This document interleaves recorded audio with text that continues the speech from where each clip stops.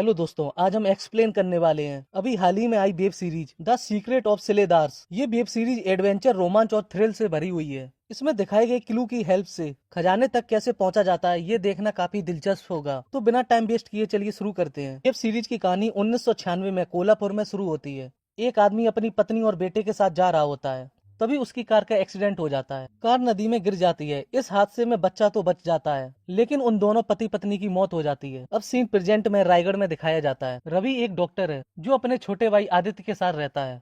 तभी सीन एक मंदिर में शिफ्ट होता है। दीक्षित एक जज हैं जो एक आदमी को बताते हैं, आज तक मैंने सारी जिम्मेदारी किसी और के लिए संभाली है। जो सिलेदारों का असली वारिस है वो इसके आगे उसे संभालेगा। सीख पूछता है, क्या वो इसके लिए तैयार है? जज कहते हैं, हमारे पास टाइम नहीं है, उसे सब कुछ बताना ही होगा। और फिर वो जाते हुए प्रतीक से कहते हैं, पानी में सूरज की इमेज को देखकर प्रार्थना करते हुए जाना।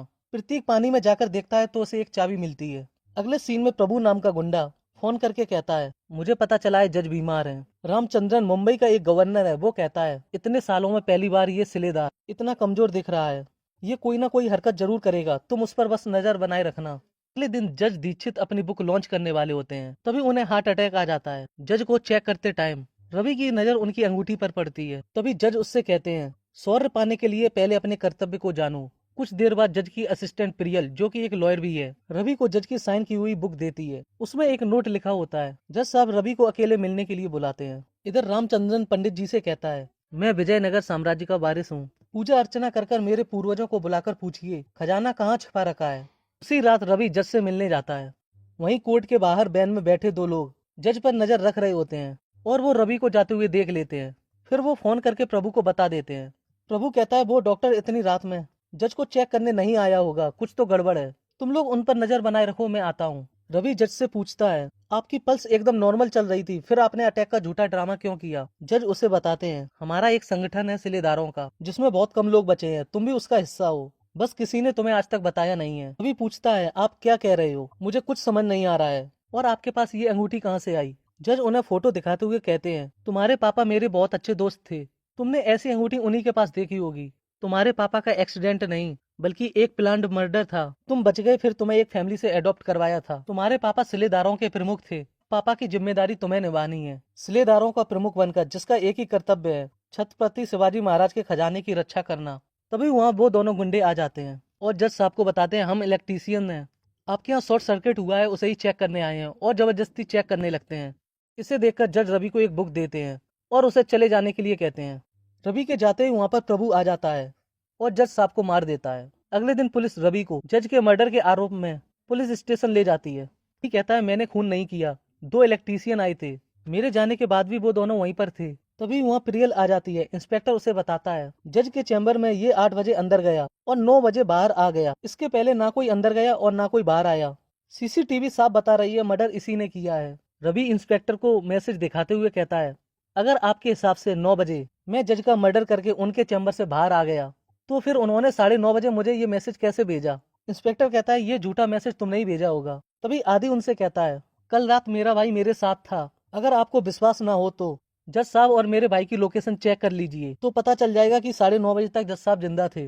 रियल इंस्पेक्टर से कहती है, आप सीसीटीवी रिकॉर्डिंग के भरोसे कैसे कह सकते हो कि मर्डर रवि ने किया है? ढंग का सबूत लाइए, फिर इसे अरेस्ट कीजिए। बाहर आकर प्रियल रवि से पूछती है, तुम्हारे और जज साहब के बीच क्या बात हुई थी? रवि कहता है, उन्होंने मुझे बताया था मैं एक सिलेदार हूँ, वो मुझे कुछ और बताना चाहते थे, लेकिन वो दोनों इलेक्ट्रीशियन वहाँ आ गए और जज साहब ने मुझे वहाँ से भगा दिया। फिर वो कहता है, जज साहब ने मुझे कितना अजीब मैसेज भेजा था। फिर वो लोग मैसेज को डिकोड करने में लग जाते हैं और रवि कहता है, दीक्षित सर जो मुझे बताना चाहते थे वो उन्हीं के चैम्बर में है। यहाँ से वो लोग जज साहब के चैम्बर में पहुंच जाते हैं। प्रभु भी उनका पीछा करते हुए पहुंच जाता है। इंस्पेक्टर मित्रा उससे पूछता है, ये बैन पिछले दिनों से यहाँ क्या कर रही है? प्रभु बताता है, मैं इसका ड्राइवर हूँ, 2-3 दिन से कोर्ट में रिपेयर का काम चल रहा है, इसलिए यहाँ आया हूँ। इधर उन लोगों को चैम्बर में अशोक स्तंभ दिखता है। प्रियल अशोक स्तंभ का एक चक्र घुमाने लगती है तो कुछ नहीं होता है। फिर वो लोग चारों स्तंभ एक साथ घुमाने लगते हैं, तभी उन्हें उसमें से एक किसी चीज का हिस्सा मिलता है। तभी वहाँ पुलिस भी आ जाती है और वो लोग खिड़की से कूदकर बाहर निकल जाते हैं। उन्हें जाते हुए इंस्पेक्टर देख लेता है। अगले सीन में प्रताप को छत्रपति शिवाजी महाराज के जीवन पर, उनके महान कार्यों पर महत्वपूर्ण खोज करने के लिए शिव भूषण पुरस्कार दिया जाता है, लेकिन प्रताप लेने से इनकार कर देता है और कहता है, मैं अपने आप को इसके लायक नहीं समझता। रात वो लोग एक होटल पर रुकते हैं। प्रियल उसे एक कागज देती है और कहती है, ये भी उसी हिस्से के साथ मिला है लेकिन उस पेपर में कुछ नहीं होता है। तभी चाय की भाप से उस कागज में नंबर दिखने लगते हैं। आदि उन नंबर को सर्च करके बताता है, ये मुंबई में किसी चोर बाजार की लोकेशन के कोऑर्डिनेट हैं। रवि कहता है, इसका मतलब दीक्षित सर चाहते थे कि मैं मुंबई जाऊं और शायद मुझे अगला क्लू वहीं मिलेगा। आदि कहता है, इंस्पेक्टर अपनी गाड़ी का नंबर नोट करके ट्रैक कर रहा होगा। फिर वो लोग गाड़ी को वहीं छोड़कर मुंबई के लिए बस से निकल जाते हैं और वहां जाकर प्रसीक से मिलते हैं। प्रसीक पूछता है, तुम्हारा किसी ने पीछा तो नहीं किया? कुछ देर बाद प्रभु और उसके गुंडे वहां आ जाते हैं। फिर उन लोगों के बीच में एक जबरदस्त फाइट होने लगती है, लेकिन वो लोग किसी तरह बचकर निकल जाते हैं। वहीं दूसरी तरफ इंस्पेक्टर को इनकी कार की लोकेशन मिल जाती है और कांस्टेबल उन्हें बताता है, वैन का ड्राइवर प्रभु, उसका आईडी कार्ड फेक है और मोबाइल नंबर भी गलत है। इधर प्रसीक उन लोगों को अपने घर ले जाता है और उन्हें बताता है, मुगलों ने रायगढ़ किले पर खजाना लूटने की कोशिश की, लेकिन सिलेदारों की फौज ने वो खजाना पहले ही कहीं और छिपा दिया था। तब से उस खजाने की रखवाली की जिम्मेदारी सिलेदार और उनकी पीढ़ियां करती आ रही हैं। रवि उनसे पूछता है, आप भी सिलेदार हो क्या? प्रसीक बताता है, मैं सिलेदार नहीं हूँ। मैं 20 साल पहले आर्कियोलॉजिकल सर्वे में काम करता था। तब दीक्षित सर ने मुझे महाराष्ट्र के कुछ हिस्सों में खुदाई करने के लिए एक अनऑफिशियल काम दिया था। आज तुम्हारे पास जो हिस्सा है उसे ढूंढने के चक्कर में गुंडों ने मेरी बीवी को जिंदा जला दिया था। दीक्षित सर ने मुझसे कहा था, एक सिलेदार जरूर आएगा, तब तुम उसे ये चाबी दे देना। तभी प्रियल बाहर जाकर रामचंद्रन को फोन करती है। रामचंद्रन उससे कहता है, मुझे रवि के अगले प्लान की अपडेट हर हाल में चाहिए। इसका मतलब प्रियल उस गवर्नर से मिली हुई है। अगले सीन में इंस्पेक्टर उस होटल में पहुंच जाता है और अपने कांस्टेबल से सीसीटीवी रिकॉर्डिंग देखने के लिए कहता है।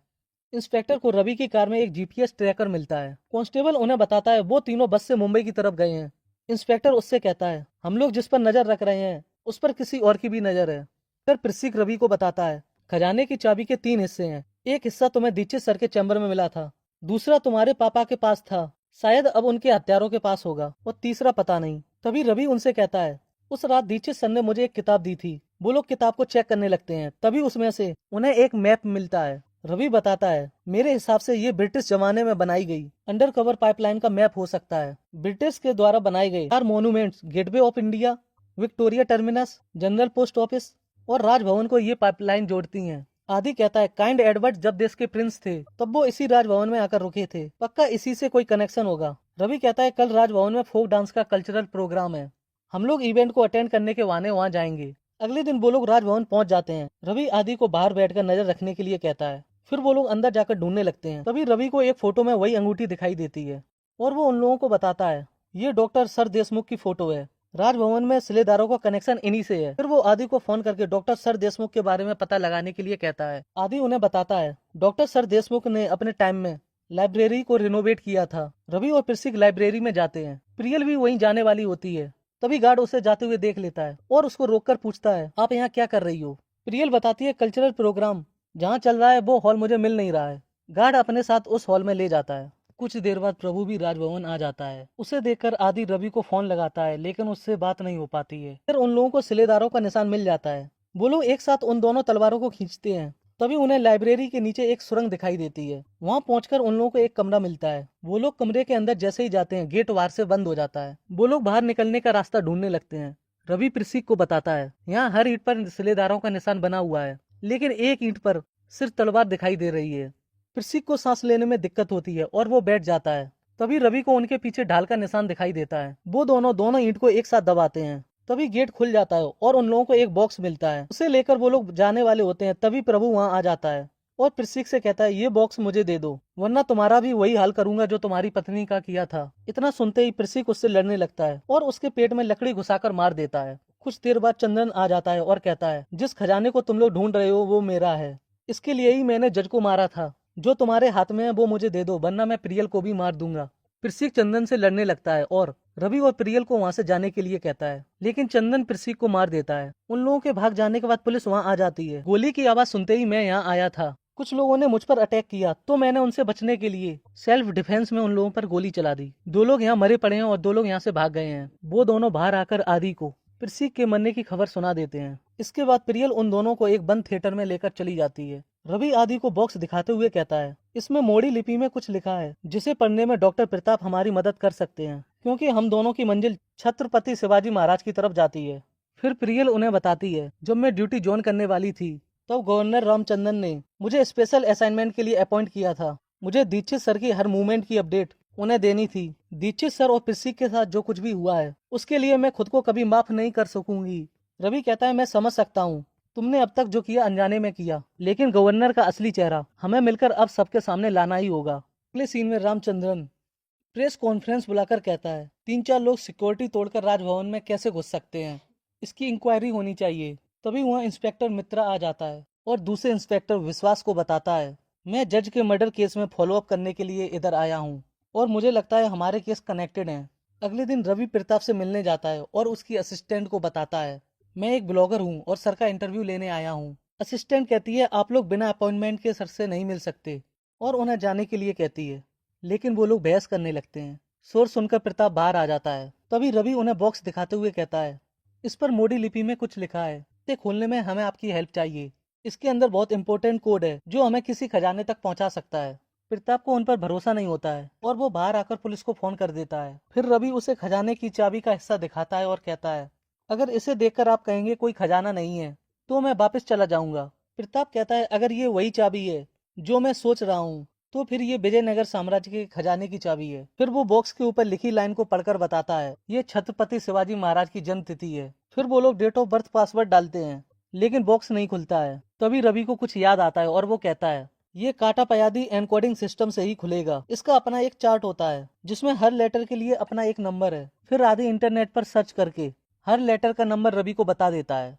इसके बाद वो लोग पासवर्ड डालकर बॉक्स को खोल लेते हैं जिसके अंदर उन्हें एक खंजर मिलता है। प्रताप उन लोगों को बताता है महाराज के पास स्पेन में बने कुछ हथियार थे और जब वो यहाँ आते थे तो उन पर IHS लिखा होता था। ये खंजर उन्हीं का है और इसके साथ ही उन्हें एक कपड़ा भी मिलता है जिसमें भगवान विष्णु के 10 अवतार बने हुए होते हैं। फिर प्रताप उन्हें बताता है कर्नाटक के बादामी केव के पास भगवान शिव के भूतनाथ का मंदिर है, उस मंदिर के पास यही नक्काशी है। वहाँ असिस्टेंट आकर बताती है पुलिस आई है और उनका कहना है आपने ही उन्हें बुलाया है। प्रताप कहता है मैंने तुम लोगों की बात को सुनने से पहले ही उन्हें बुला लिया था। रवि उनसे कहता है अगर पुलिस ने हमें पकड़ लिया तो ये सारी खोज सरकारी फाइल में दबकर मर जाएगी। महाराज की धरोहर को वापस लाने का ये सुनहरा मौका हमेशा के लिए हमारे हाथ से निकल जाएगा। फिर प्रताप उन्हें अपने चॉपर में बिठाकर कर्नाटक के लिए निकल जाता है और इंस्पेक्टर उनके चॉपर की फोटो को खींच लेता है। फिर विश्वास को फोन करके चॉपर के टेल नंबर बताकर उसको ट्रैक करने के लिए कहता है। विश्वास बताता है सुरंग में मरने वाला दूसरा आदमी प्रभु है जो पिछले 8 साल से पैरोल में जेल से बाहर है। फिर मित्रा उससे कहता है ये राजभवन में बिना परमिशन के कैसे घुस गया और आपको गवर्नर का स्टेटमेंट डाउटफुल नहीं लग रहा है। विश्वास कहता है हम इंक्वायरी करेंगे। इधर वो लोग बादामी केव्स पहुंच जाते हैं और पत्थर पर नक्काशी को देखकर प्रियल पूछती है अगर ये क्लू है तो यहाँ कुछ और भी होना चाहिए। तभी रवि को उस कपड़े में उल्टा शिवलिंग दिखता है। आदि उससे पूछता है विष्णु के दशावतार के साथ उल्टी शिवलिंग का क्या मतलब हो सकता है। तभी रवि मंदिर की तरफ इशारा करते हुए कहता है ये उस मंदिर का शिवलिंग है जिसकी परछाई पानी पर हमेशा उल्टी पड़ती है। वहीं दूसरी तरफ विश्वास मित्रा को बताता है चॉपर कर्नाटक में बादामी केव के पास कहीं लैंड हुआ है। फिर विश्वास उसे फोटो दिखाते हुए बताता है गवर्नर अपनी सिक्योरिटी को बिना बताए कहीं गायब हो गया है। इसके बाद वो लोग भी कर्नाटक के लिए निकल जाते हैं। इस सीन शिव मंदिर शिफ्ट होता है। प्रताप बताता है ये शिवलिंग अलग है क्योंकि इस पर जल की कोई धारा नहीं है। तभी रवि को जल के बाहर जाने वाले रास्ते पर एक पत्थर मिलता है जिस पर सिलेदारों का निशान बना होता है। फिर वो बताता है ये एक इशारा है, हमें रुकी हुई धारा तक पहुंचना है। प्रियल कहती है यहाँ आते हुए मैंने मंदिर के पीछे पानी का आउटलेट देखा था। फिर वो लोग मंदिर के पीछे जाते हैं। रवि को पानी के आउटलेट में से एक शंख मिलता है। फिर प्रताप एक गुफा की तरफ इशारा करते हुए कहते हैं भगवान विष्णु एक सिंहासन पर विराजमान है, हमें वहां जाना है। गुफा की तरफ जाते हुए प्रताप थक जाता है और उन लोगों को आगे बढ़ने के लिए कहता है। वो लोग प्रताप को छोड़कर आगे बढ़ जाते हैं। तभी वहाँ गवर्नर आ जाता है और रवि से कहता है खजाना कहाँ है, अगर तुमने नहीं बताया तो मैं तुम्हारे भाई को मार दूंगा। इसके बाद वो कभी गुफा की तरफ ले जाता है। उन्हें वहाँ पर भगवान विष्णु की तीसरे अवतार की मूर्ति दिखती है। रवि शंख को जैसे ही मूर्ति में लगाता है वहाँ एक दरवाजा खुलता है और उसके अंदर दूसरा और दरवाजा दिखाई देता है जिसे वो छत्रपति शिवाजी महाराज के खंजर से खोल देता है और उन्हें खजाना मिल जाता है। रवि कहता है महाराज का सिंहासन यहाँ नहीं है, सोचो क्या इस खजाने के लिए मेरे पापा जज साहब प्रिसिक शहीद हुए थे। प्रियल कहती है इसका मतलब एक और खजाना है जिसकी रखवाली सिलेदार कर रहे हैं। रवि कहता है हम अब तक सोच रहे थे ये किसी सोने की खजाने की खोज है, लेकिन हम लोग गलत थे। सिलेदार जिस खजाने की रक्षा सालों से करते आ रहे हैं वो असली खजाना छत्रपति शिवाजी महाराज का सिंहासन है। उसे सिलेदारों ने कहीं और छिपा दिया होगा। रवि कहता है लेकिन वो खजाना कहाँ है, उसका क्लू हमें कहाँ मिलेगा। फिर वो लोग वहीं ढूंढने में लग जाते हैं। तभी रवि की नजर एक बॉक्स पर पड़ती है। वो उस बॉक्स में महाराज का खंजर जैसे ही लगाता है उसमें से चाबी का तीसरा हिस्सा मिल जाता है, जिसे देखकर प्रियल कहती है, अगर चाबी के 3 हिस्से हैं, पहला दीक्षित सर के चैम्बर से हमें मिला, दूसरा ये रहा, तो फिर तीसरा कहाँ है? रवि कहता है दूसरा हिस्सा मेरे पापा के पास था, जो शायद अब उनके हत्यारों के पास होगा। फिर वो गवर्नर से चाबी के तीसरे हिस्से के बारे में पूछने लगता है। गवर्नर उससे कहता है मुझे नहीं पता। तभी प्रताप आ जाता है और गवर्नर को गोली मार देता है। तभी उन्हें वो बॉक्स देता है। उसकी लाइन को पढ़कर प्रताप बताता है, सिंहासन रायगढ़ किले में है। प्रियल कहती है तुम लोग रायगढ़ जाओ, मैं और आदि इन दोनों को सामान लेंगे। उन लोगों के जाने के बाद पुलिस वहाँ आ जाती है। प्रियल उनसे कहती है मैं एक अंडरकवर एजेंट हूँ। इंस्पेक्टर पूछता है तुम इन क्रिमिनल के साथ क्यों भाग रही थी? प्रियल कहती है पहले आप इन्हें अरेस्ट कीजिए, मैं आपको सब कुछ बताती हूँ। इधर रवि और प्रताप रायगढ़ किले में पहुंच जाते हैं। प्रताप कहता है रायगढ़ में ऐसी कई जगह हैं जो सुरंग की तरह धंस चुकी हैं, लेकिन अब 2 बची हैं, अंडभार और खलवत खाना। फिर बताता है विजय स्तंभ, महाराज का कोट और महाराज का निवास स्थान, इन तीनों जगहों को खलवत खाना कनेक्ट करती है। फिर वो लोग खलवत खाना के अंदर चले जाते हैं। रवि पूछता है आपको इस कमरे की डिजाइन कुछ अजीब नहीं लग रही है? फिर प्रताप बताता है उस जमाने में राजा के गुप्तचर बैठकर राजा को यहाँ खबरें दिया करते थे। रवि कहता है मुझे नहीं लगता ये कमरा गुप्त चर्चा के लिए बनाया होगा। देखिए ना बाहर कितनी रोशनी है और कमरे में कितना अंधेरा है। सिलेदारों ने ये कमरा दुश्मन को गुमराह करने के लिए बनाया होगा, ताकि दुश्मन अगर यहाँ पहुंच भी जाए तो ये बंद कमरा देखकर बगैर ये सोचे कि इस कमरे के आगे भी कोई रास्ता हो सकता है। मुझे लगता है सिंहासन तक पहुंचने का रास्ता इसी कमरे से होकर जाता है। फिर वो लोग रास्ता ढूंढने में लग जाते हैं। तभी रवि को अर्धचंद्राकार का निशान दिखाई देता है। रवि उसे जैसे ही दबाता है तभी दरवाजा खुल जाता है, जिसके अंदर उन्हें एक लंबी सुरंग दिखाई देती है। उन्हें आगे बढ़ने के लिए बीच बीच में क्लू मिलते जाते हैं और लास्ट में उन्हें एक दरवाजा मिलता है, जिसके अंदर दूसरा और दरवाजा होता है। रवि चाबी के हिस्से को उसमें लगाते हुए कहता है इतनी लंबी खोज के बाद भी हमारे पास चाबी के तीनों हिस्से नहीं है। तभी प्रताप उस पर गोली चला देता है और कहता है शायद चाबी के 3 हिस्से थे ही नहीं, ये सिर्फ एक अफवाह थी जो सिलेदारों ने फैलाई थी, ताकि हम जैसे सिंहासन को ढूंढने वाले गुमराह हो जाएं। फिर वो कहता है तुम्हारे पापा और जज को मरवाने वाला मैं ही था, गवर्नर तो मेरा छोटा सा प्यादा था। तभी रवि उनके पास चाबी का दूसरा हिस्सा देख लेता है। रवि पूछता है पर ये सब किस लिए कर रहे हो? प्रताप उसे बताता है शिवाजी से पहले मेरे वंशज यहाँ राज किया करते थे, लेकिन शिवाजी ने मेरे वंशजों को बड़ी बेरहमी से मार डाला था। इसके बाद प्रताप चाबी का दूसरा हिस्सा उस दरवाजे में लगा देता है। दरवाजा तो नहीं खुलता है, लेकिन वहाँ पानी भरने लगता है। फिर उन दोनों में फाइट होने लगती है। उसके बाद रवि उससे कहता है चाबी के 3 हिस्से हैं। मुझे शुरू से ही तुम्हारी कुछ बातें खटक रही थीं। जब मैं तुम्हारे घर आया था तब तुमने मुझे सिलेदार कहा था। हम एक दूसरे से पहले कभी नहीं मिले थे। फिर तुम्हें कैसे पता चला कि मैं एक सिलेदार हूँ? तुम्हारा सच जानने के लिए ही मैंने तुम्हें सब कुछ बताया था, बस ये नहीं बताया चाबी का तीसरा हिस्सा मेरे पास है। इसके बाद वो तीसरे हिस्से को भी दरवाजे में लगा देता है। तभी पानी आना बंद हो जाता है और एक बड़ा सा पत्थर प्रताप के ऊपर आकर गिर जाता है, जिससे उसकी मौत हो जाती है। इसके बाद रवि उस दरवाजे को खोल देता है। फिर उसे वहाँ छत्रपति शिवाजी महाराज का सिंहासन चमकता हुआ दिखाई देता है और ये वेब सीरीज यहीं खत्म हो जाती है। आपको ये वेब सीरीज कैसी लगी कमेंट बॉक्स में जरूर बताएं। तब तक के लिए वीडियो को लाइक करें और आने वाली नई नई वेब सीरीज और मूवीज को देखने के लिए हमारे चैनल को सब्सक्राइब करना बिल्कुल ना भूलें।